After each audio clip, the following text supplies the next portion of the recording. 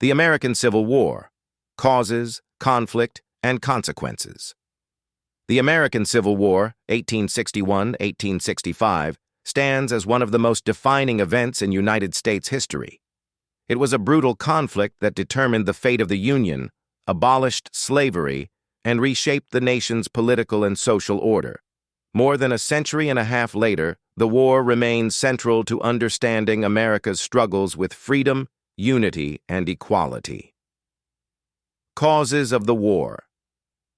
The Civil War's root cause was slavery and its expansion into new territories.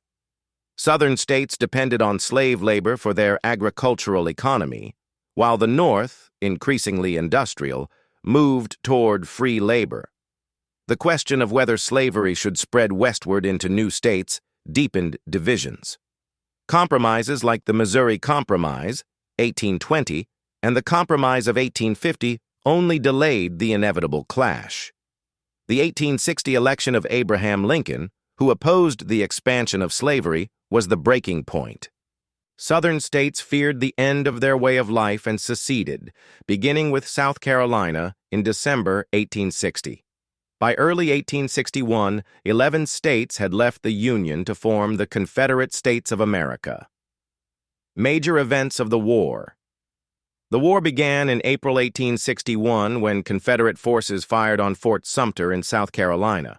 What followed was 4 years of bloody fighting across the country. Key battles included the Battle of Antietam, 1862, the bloodiest single day in American history.